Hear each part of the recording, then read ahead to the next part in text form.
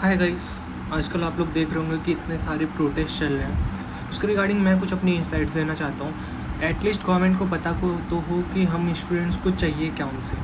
ठीक है, हम लोग देख रहे हैं कि कितनी ज़्यादा प्रॉब्लम्स होती है एग्जाम्स में। इसके रिगार्डिंग सब लोग सड़क पे हैं, बट गवर्नमेंट सुनने को तैयार नहीं है। I don't know what is their reason. At least एक बार बात तो करो आके बच्चों से। ये कौन सा ईगो है आपका? तो इसके रिगार्डिंग मैं कुछ रिफॉर्म्स बताने वाला हूँ आपको, जो कि गवर्नमेंट को ज़रूर से करने चाहिए। ठीक है, उसमें से सबसे पहला तो धर्मेंद्र प्रधान जी को हटा के किसी इंडस्ट्री एक्सपर्ट, किसी पढ़े लिखे आदमी को अच्छी जगह से और जिसने कि ये सब सिचुएशन फेस करी हो उसको लाया जाए, जो कि एलिजिबल हो एज एन एजुकेशन मिनिस्टर, उस फील्ड की उसको नॉलेज हो। ठीक है, दूसरा जो प्रोविजंस हैं रिगार्डिंग द एग्ज़ाम लीक बहुत ही ज़्यादा हल्के हैं। कोई भी कन्विक्ट नहीं होता है, बहुत ही ज़्यादा प्रॉब्लम होती है और एक बार को कोई भी एक्शन नहीं लिया जाता इतने बड़े जुर्म के लिए कि बच्चा एक एक साल मेहनत करता है, किस फेज से गुजरता है शायद आप लोग नहीं जानते होंगे। बट आजकल इतना ज़्यादा कंपटीशन है, प्लीज़ आप लोग समझिए इस चीज़ को।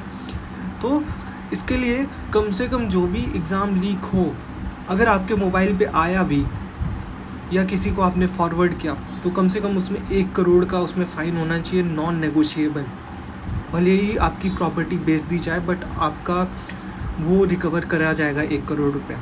ठीक है, दूसरा जैसे कि शायद 302 धारा होती है मर्डर के लिए, वो सेम जो भी मर्डर के क्राइम के लिए प्रोविजंस होते हैं, सेम क्राइम जो एग्ज़ाम पेपर लीक करेगा उसके लिए होने चाहिए।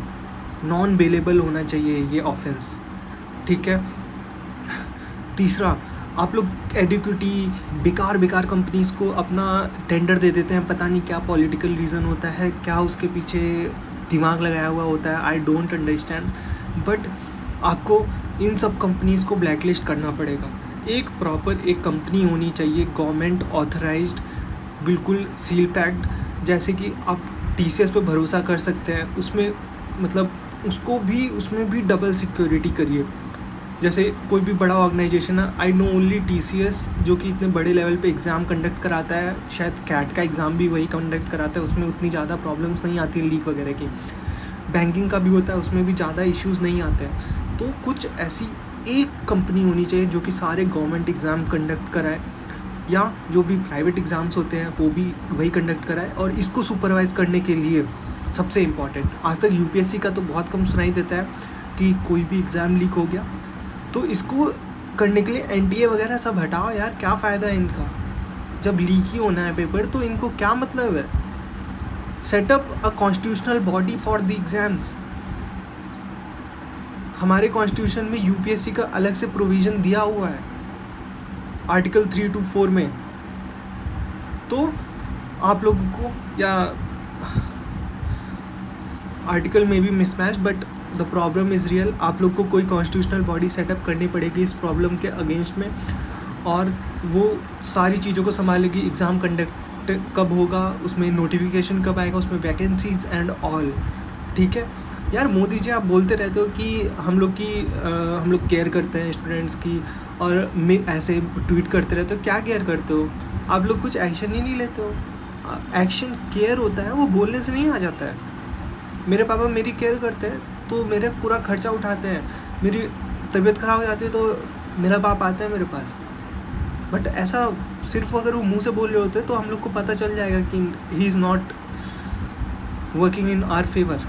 सो मोदी जी आप ट्वीट कर देते हो कि we are with you, we love our students. नहीं, जब तक आप ऐसे डिसीजंस नहीं लोगे, सबसे पहले तो धर्मेंद्र प्रधान को हटाइए।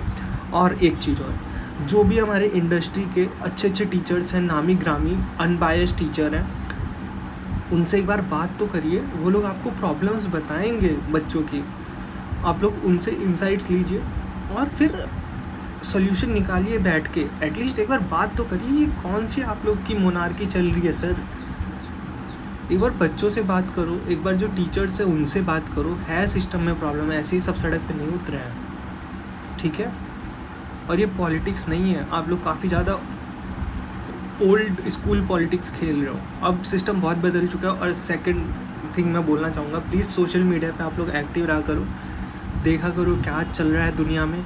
खाली वो अपने न्यूज़ चैनल जो हैं कुछ उन पे बैठ के मत रिलाई करो, क्योंकि आप ग्रो तभी कर सकते हो जब आपके जो अगेंस्ट में बोल रहे हैं, जब आप उनकी बात में सुनोगे और उन पे कुछ हल निकालोगे, वही आपकी कमियों को दूर करेगा। आप लोग ने तो मॉक कभी नहीं दिया होगा, बट जब भी मॉक देते हैं हम लोग तो क्या करते हैं, मॉक का एनालिसिस होता है, तो उसमें जो हम लोग को नहीं आता है we work on to that to improve our score. But आप लोग अपना स्कोर अब इम्प्रूव नहीं करना चाहते हो तो आपको आगे रिज़ल्ट पता चली जाएगा। अभी तो मैं बता रहा हूँ बहुत ख़राब हालत हो गई है आप लोगों की। तो प्लीज़ बच्चों की सुनिए, और हाँ, आगे कोई भी इशू ऐसा ना बने। आप लोग सोशल मीडिया और कुछ अनबायस्ड न्यूज़ प्लेटफॉर्म को देखा करिए, सिर्फ वो कुछ स्पेसिफिक गोदी मीडिया चैनल से नहीं हो पाएगा, ठीक है। बहुत मुश्किलें आने वाली हैं आप लोगों के लिए। ये लास्ट में मेरी एडवाइस थी। Apart from that I hope आप लोग जो मैंने एडवाइस करी हैं उस पर आप लोग काम करेंगे और कुछ एक्शन लेंगे, ठीक है।